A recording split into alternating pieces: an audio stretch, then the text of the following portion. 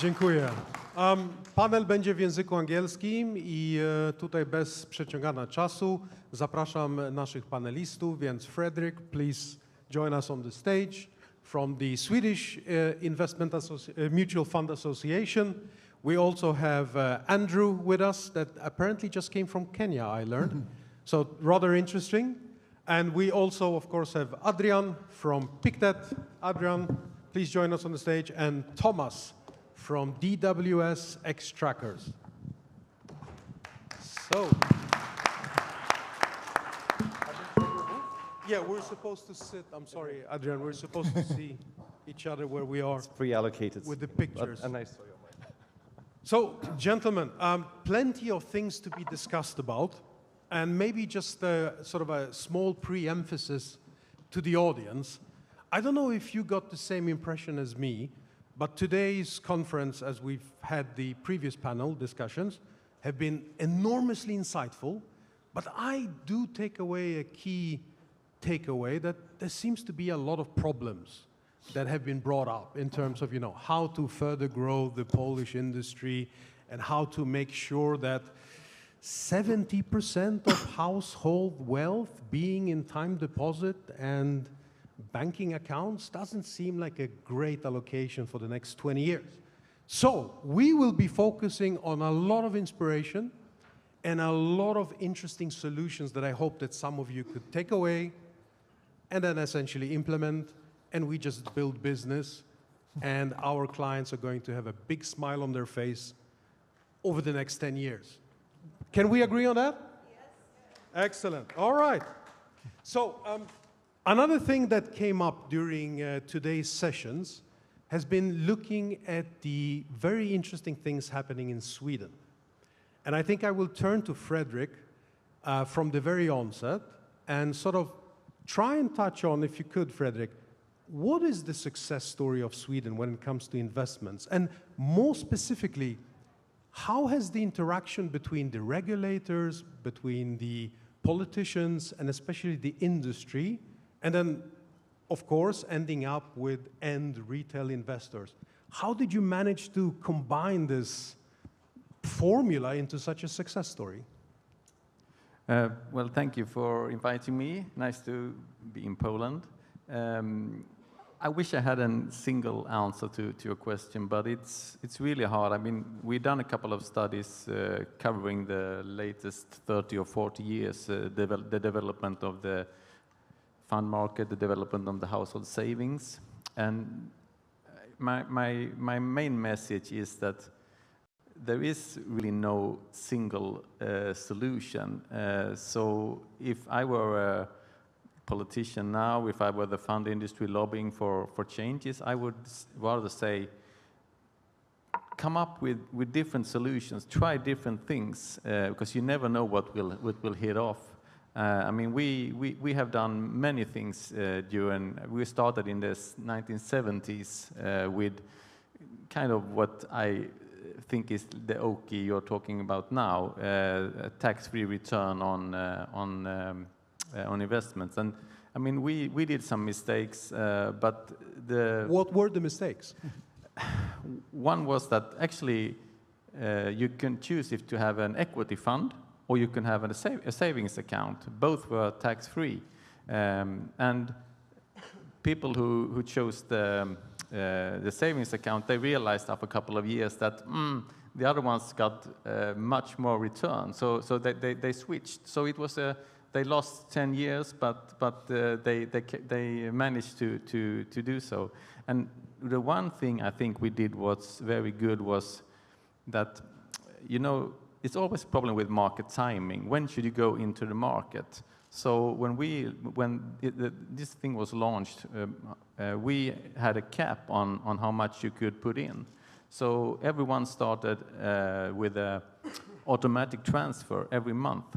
And that's a very good thing to have when you invest in equity, because then you don't buy on the top, okay, you don't buy on the bottom either, but it evens out. So regular savings type of thinking. Regular savings types. And this is actually a thing that is kind of common knowledge now. You should have a regular saving in an equity fund. Absolutely. No, I totally subscribe to that. But is it also fair to say that Swedish investors are more sort of risk willing, or the Polish investors are more risk averse, or actually are they identical to each other, just one knows more than the other, or how would you explain it? It's hard to say, but I mean, I think it's a learning process. So you can't just buy an equity fund and think that you know how it works. But if you have them for many years, then it's easier to. I can give an example. I mean, that when we had a bit of a luck because in the 80s the stock market went up, but we also had another reform in the beginning of the 2000s. So we launched. We went from a defined benefit to a defined contribution system, the premium pension system, and we had 5 years of accumulated savings going into the stock market at the beginning of 2000. So you know what happened. So it was a very bad start. Yeah. And actually, in terms of inspiration, I mean, to me, this sounds very similar to Poland in 2007, right? Everybody keeps on talking about, oh, my clients have a lot of bad experience because I remember in 2020 or odd years ago, something happened and so on. And typically, I mean, if you fall on your bike, you don't put the bike back into the garage and never take it out. You just kind of hop on again and off you go. Isn't that right? Yeah, I mean, what we saw, and it's quite amazing that because in the premium pension system, you can sell your equity funds and buy some bond funds or whatever, and actually no one did. Because, I mean, it's pension money. You shouldn't worry about the volatility. And I'm a bit amazed that so many people just kept investing. Right. So it seems that investors in the end are much more resilient. But maybe as an inspiration, key takeaway for the Polish industry is the importance of having some exposure on the equity market.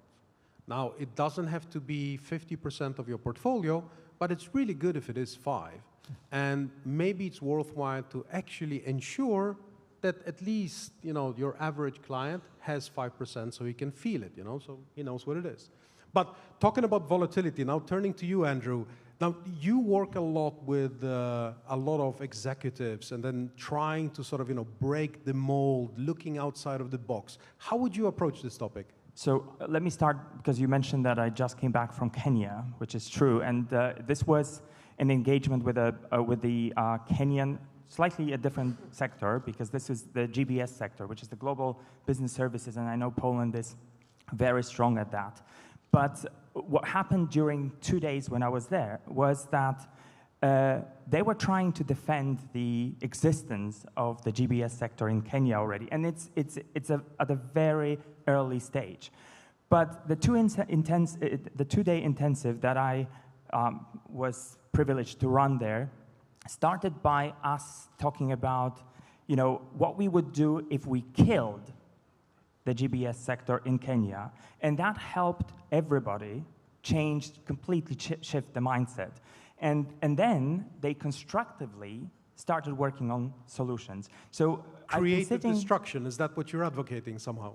So I've been sitting, I'm not a salesperson, I don't manage money. I was just sitting at the back of the room throughout the day, and I was thinking, there's so much negativity, as you said at the very beginning, and one image that came to my mind was, and I don't know if any of you have ever seen that, but there is a bridge in Honduras that is called Choluteca Bridge. It was built opened in 1998. It was commissioned by the government of Honduras to a Japanese construction company. A few months after the bridge was opened, the biggest hurricane came, and it was supposed to survive all the natural disasters. Did it survive? Yes.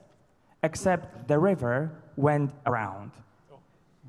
So when I was listening to some of the conversations today, this is the image that came to my mind, that we're developing something, we're building something strong, except the client or the customer might actually go somewhere else. So, you know, one of the things that I hear from, and I'm going to give you an example from Germany, from the financial market. I was sitting with an executive team, and we were looking at capacity gaps. So the question was, where is your organization weakest? Do you know that? So the CEO said yes, but I said, okay, we're not going to discuss that. I would like you to write that on a piece of paper, and then I would read it out. Can you imagine that every single person out of these 8 people wrote something completely different? So this is what very often happens when you speak to leadership teams. And I have a feeling that, you know, based again on what I heard earlier today, probably that pattern would be repeated very often here. I am sensing that this is very much about looking at the elephant on the stage and taking a close look straight into his eyes and confronting it. So maybe on this point, Adrian, from your perspective, you know, Pictet, big in distribution, big product provider, how are you tackling some of these, say, inertia points on other CE markets? So I would say it depends on the hypothesis that we have about the source of the weakness, right? So part of the hypothesis that is thrown around today, a bit like last year as well, is that it's lack of education. So educate the end investors, they will come. I can tell you there are markets across Europe that invest a lot, for example, Italy, in equities.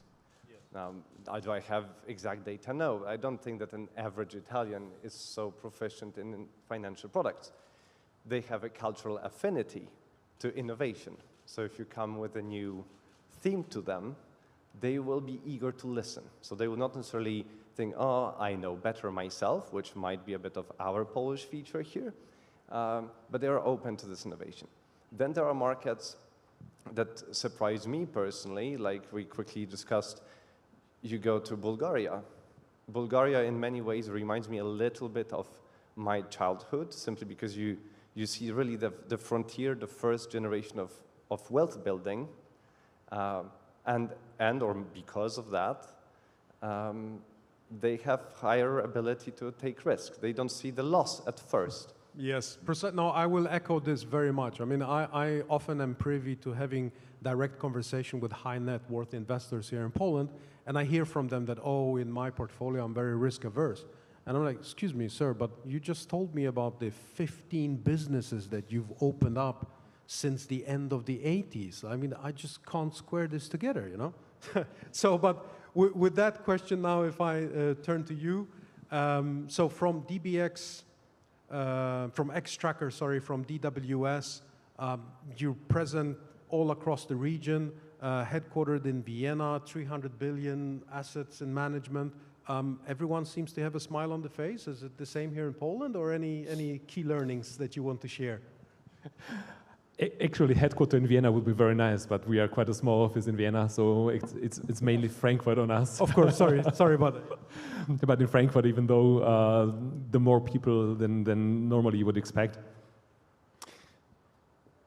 I mean, DWS is a just very old German retail asset manager. So I mean, you have both in the company kind of the old business, which is kind of this active-driven old style, with combination on the ETF side that is just the dynamic, the Puma, or kind of just the cat, really in a different speed.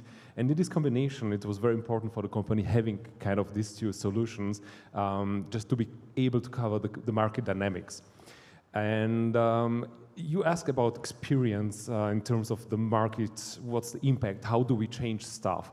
And I would like to change maybe the perspective out of this, how do we get people to invest, to what was the reason that the people invested, okay? So let me put this one maybe correctly. And ladies and gentlemen, can I ask you, who from you, and please be realistic and kind of self-aware, are doing planning for yourself on a time scope of 10 years? Show of hands. Who has plans for 10 years? There's 1, 2, 3, there's just 4, 5, 6. Okay. 6 out of 100. So Yeah, but that's perfect. That's exactly what I've been expecting. So 10 years time period is not too long, but it's long enough to make things happen, to change a lot, to learn new things, to get a new person. And from you guys, I mean, who is planning on a 1 year basis? So we have kind of Sylvester, and who is planning, that's what I'm going to do in the next year. Please show up. 12 months investor horizon. Please Seems help me to out, be more 12 hands, months. Or at least the same amount. But this is exactly kind of the psychological basis for investing too. I mean, we are speaking to clients, why don't you invest for 15, 20 years?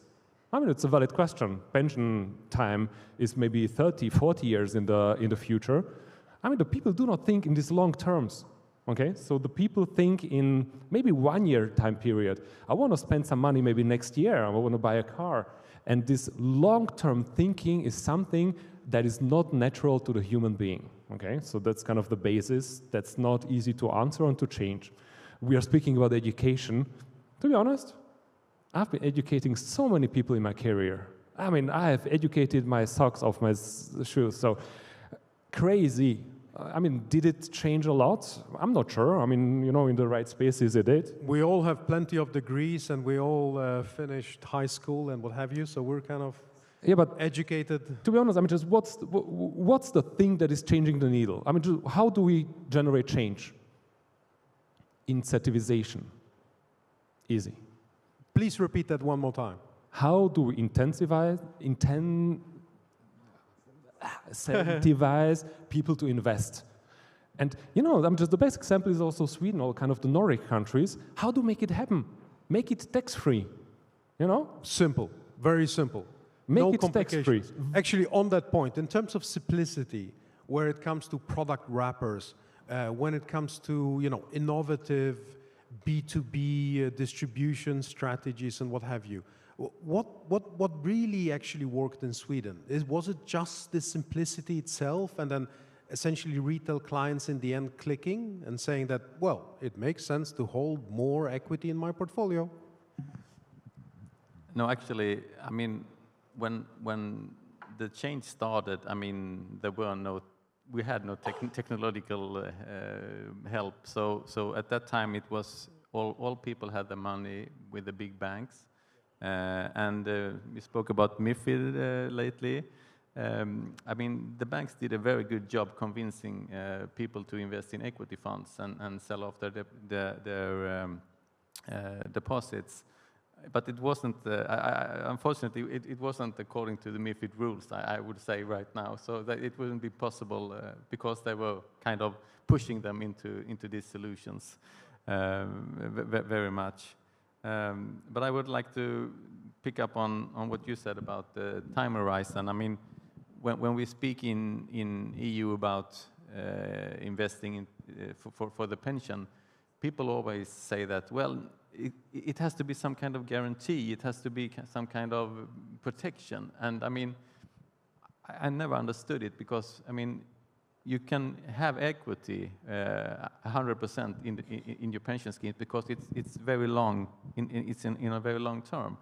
And if you say, well, it's too risky for the retail client, I mean, if you don't believe that your companies in your country will make a profit for the 20, 30 years to come, then you have a bigger problem, I would say. Yeah, then you close your business. And I mean, high net worth clients in Poland typically, you know, they all have their businesses. So it seems that they are really long-term investors. They have a very high propensity towards taking risk. And it seems that they're expecting a very decent, healthy return over the long term. So, I mean, this step seems to be natural. But exactly, I mean, just the period, you always underestimate how much time you have to invest, and you overestimate the amount of risk you are willing to take, okay? Right. And that's, I think, the main point. Risk is actually good in long terms. Precisely, I would echo that as well. So then, maybe turning now to Pictet for some of the very good, insightful comments I'm hoping to get. Is this a question about having more interesting products, or is it more about marketing, or what's the secret? Interesting or innovative is one aspect, but I think when we look at what we had in Poland before GFC, we had a way higher share of equity in products, and now it's way more fixed income. We all know this. So we lost our mojo. So how come we are more, so we got burned, and now it's difficult to come back. So I think it's one thing, and I fully agree, we need to incentivize people to come start investing, maybe through tax incentives or other schemes, but we also need to make sure that they stay invested. And obviously, as some of you know already, what we focus on is to make our strategies understandable. So to link them to the challenges that we face as society, as as essentially Earth, as countries, as sectors, simply because I think it's way easier to explain to the end client that there is this set of 5 challenges that we try to tackle, so they understand that they actually hold parts of companies that solve those problems and look beyond the daily price, daily NAV of a fund and say, oh, I lost 3% today, should I sell? It's way easier to explain this than to explain what is behind MSCI World. Right. Or pick your own index, right? But if we try to sell a black box, even if that black box performs long term, we fear black boxes. It's like walking through the forest at night. Yes. And if your strategy, your investment theme is this beam of light that kind of clears the path for the end investor, it's more likely they will stay invested, they will not fear the volatility, and they will have the profit long term. The thinking is not as fast moving goods, trying to make a sale and then having the client leave with, I don't know, a bag of bananas, but it's more about being part of the investment journey together with him. Is that what you're advocating? And that? Yes, absolutely. And I think so. This is the reason why we also publish quite a bit on the broader challenges, so that people understand that obviously we all know there are many conflicts right now, but there are so many challenges in the world that really do not depend on Donald Trump or Xi Jinping, because in 20 years' time we will need more, for example, clean water. Or the Polish elections around the corner.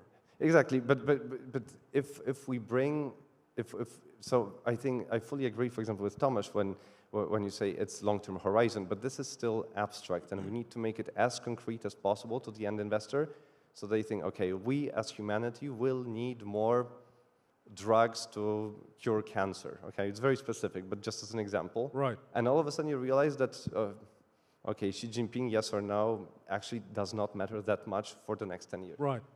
All right, going back to the big elephant in the room and looking straight into his eyes. Perhaps not a question for each of you specifically as such, but it would be very interesting to get some of your comments. Now, we know that Poland at the moment, compared to Czech Republic or Hungary, has a much lower investment per capita. So we are confronting an issue, and we need to solve this issue, and we're going to solve it within the next 12 minutes and 49 seconds. In Poland, we have this particular very special legacy constraint about, having individual record keeping and omnibus restrictions. And if I can start with you, Andrew, I mean, is the Polish investor more protected compared to the Czech investor or the Kenyan investor or British investor?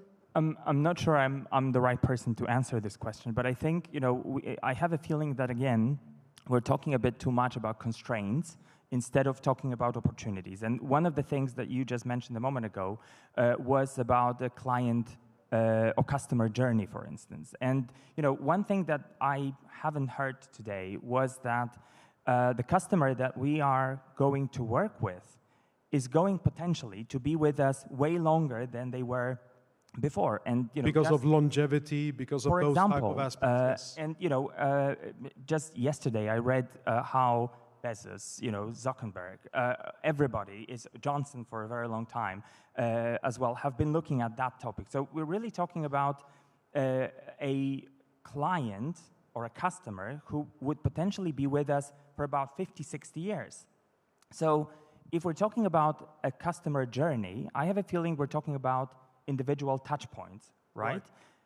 Shouldn't we look at that as a relationship rather than starting from the very beginning and leading that customer till the time they get to the age of 80 or 90. So again, probably one thing that I would offer is just this shift of perspective. So, one thing that, again, I would encourage everyone to do would be to, am I framing the problem in the right way?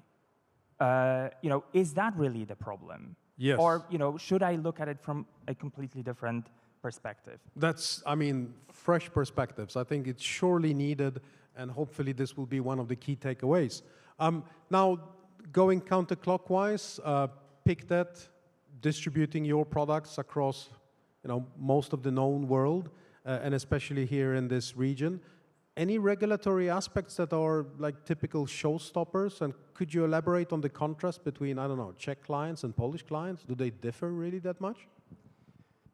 So I think, once again, it's not really my mandate, right, to change regulatory framework in Poland. I would still say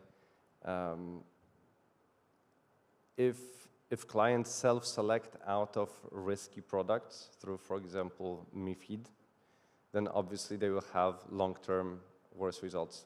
And we always, there is a risk when we treat risk profile of a client and attach it to a single product. Because ultimately, if we as financial sector tell the client that they are very conservative, they will still get their hashtag Bitcoin on some app where they will don't need to go through the same constraint. This is a very stark and good contrast. Ladies and gentlemen, isn't it so that in Poland over the past 18 months, we've opened up the same amount of brokerage accounts as we have done over the previous 15 years? So it seems that there's a lot of risk takers. People are really eager to invest. So I don't know, is it they have an issue or we have an issue? How is it in Sweden? Propensity of risk-taking or willingness to think long-term. I'm reiterating this, but it's very central for the Polish industry. You should always have like this kind of, you have to have this strict thinking of your investment horizon, because you shouldn't have any equity money in what you need in the 1 or 2 years. Having said that, we see that people, it was shown here before, we have like 70% equity funds in what we sell, because... Let's repeat that. It's 70%, right? Okay. And actually the legacy was that the only funds that were tax-free were equity funds. Well, I think that's also a bit of a learning here. So, okay, the more risk, the less taxation, more smiles. Yeah, and so it was, but that was, the politicians, they wanted money to the Swedish companies, so that's why it started that way, so that there was an explanation, a bit selfish from the government side as well. We have the CEO from the Warsaw Stock Exchange in the first row, so I hope he's really taking that away. Yeah, but regarding, the cryptos and everything, I know that there are the interest in this as well in Sweden. I don't have the numbers; they kind of flow under the radar. But there is this kind of interest as well. And from DWS perspective, in terms of showstoppers, any regulatory key challenges? How do you tackle those things? Very interestingly, I'm covering almost 10 countries. So every country has its own definitions, bases, different pension fund systems, different access to the market. And also, just mainly also for Poland, it's about access. Do the people really have the access to these easy solutions or not? And to be honest, Poland always was very closed, because just closed distribution models, closed banking models. And for the people, it was not easy to get out of this kind of structure, okay? And this is changing right now. So what you have mentioned, the custody accounts, the people are kind of receiving or actually seeing new opportunities or new kind of access into the market they are tackling right now, really taking the responsibility into your own hand. And, you know, I mean, just the ETF is nothing super special. It's an easy solution. It's transparent. You know what you get. Yep. That is the success of the ETF industry. Yes. And all right, now getting more complicated with this active ETF stuff, but still the ETF as a solution is easy, and you need an easy access into this market because, you know, I mean, just we don't have our own distribution network. Right, or similarly with an actively managed mutual funds. I think some of the key challenges that I've come across here in Poland is essentially that, okay, arguably the client knows that he has fund X. Now, the manufacturer who sold the product knows that the client has a product X. The distributor is fully aware that he has sold and distributed product X. And then the transfer agent, of course, knows that all of those trees are connected. So all of a sudden, you have 4 databases going on at the same time. Now, that is a layer of complexity. How do we tackle these type of layers of complexity? By thinking out of the box and working with what we have. Well, maybe I'll start with an example from the Jordanian market. And, you know, we're talking about the financial sector more broadly. And, you know, I would like to invite everyone to think about where their competition might come next from. Because I was working with a company from Jordan, which started as a game translating company to the Arabic market. So they basically bought games from around the world and translated them to the Arabic audience. Now, they saw that within a very short time, they ran out of clients because most of their clients were actually unbanked. But they gained a capability to understand the market.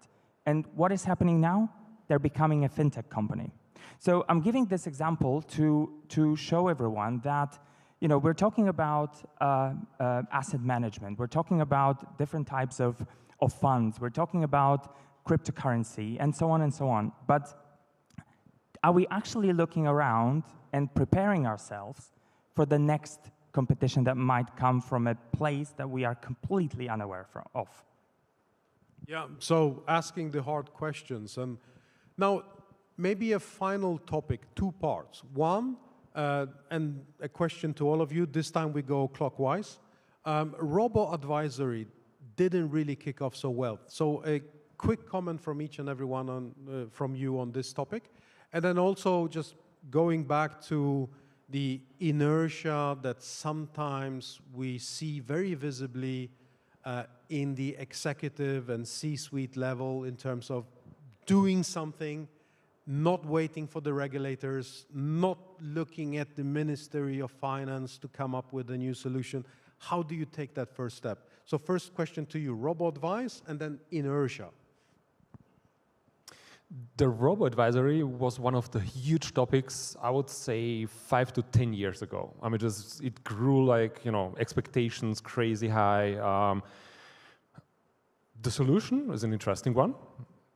Is it something completely new?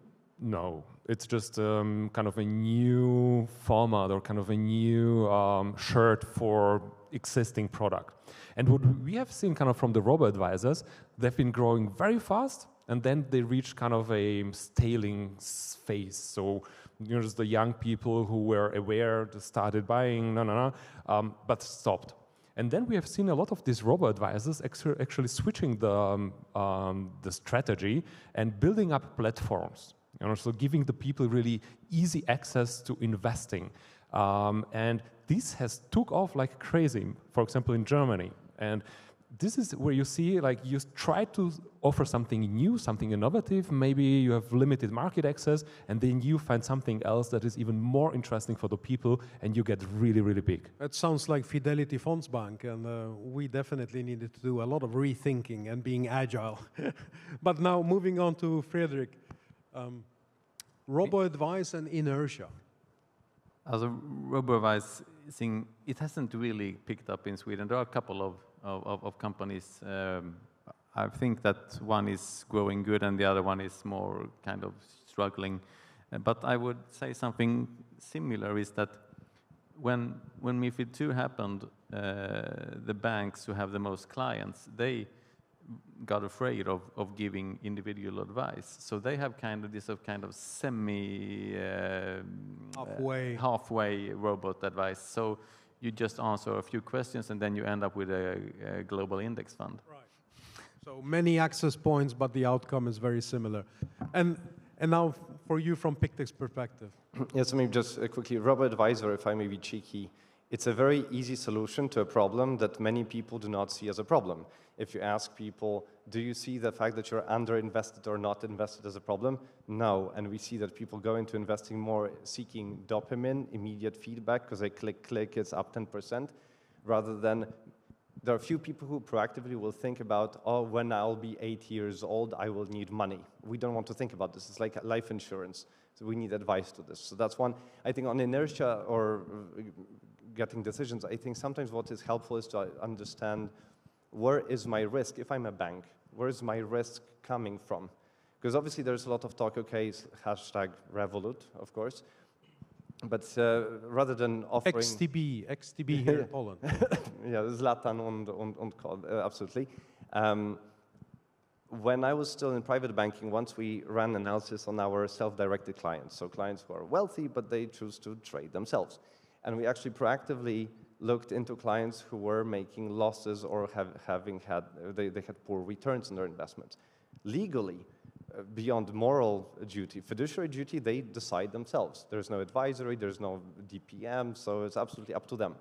But we know that a client who's not getting good returns long-term, he's likely to leave. He's likely to be targeted by competition. And in the same spirit, I could say, you know, for all the clients of Polish banks who sit on, I know, 100K or 500,000 Polish zlotys in deposit, it's good money short-term, obviously, because there's differential of interest rates. But that client is an amazing target for the competition. But the short-term in incremental steps ends up being very long-term. Going back to your point earlier on lifetime value. Andrew, with now 1 minute and 50 over time. I'll be very quick. So when it comes to the robo-advisory bit, I think, you know, we're really talking about that proverbial example of putting young wine into old wineskins. And I think that, you know, we were trying to put a digital interface into the analog or onto the analog foundations. And that's why it's sort of under-delivered on the promises. When it comes to the inertia, I think, you know, one thing that I would like to perhaps say here would be that, you know, if we look back in history of economics, there were a lot of crises on the way, and there's always been companies that have managed to not only survive in a crisis, but actually grow and thrive in the time, in that time. I think, you know, one thing that again I would try to emphasize would be, you know, are we looking at the whole story? Are we looking 10 years ahead? Are we looking at the clients of the future, for example? Are we looking at AI? Because that is something I haven't really heard much of today. Well, that's a very good way to conclude this panel discussion. Gentlemen, thank you very much for your very valuable insights, and the audience. And I guess, you know, purely anthropologically speaking, we are evolving species. And in order to evolve, we need to constantly keep on trying to find solutions as opposed to focusing on the problems ahead of us. Because if we had done that, we would never be sitting in this beautiful conference room. Thank you, gentlemen. Thank you very much. Thank you.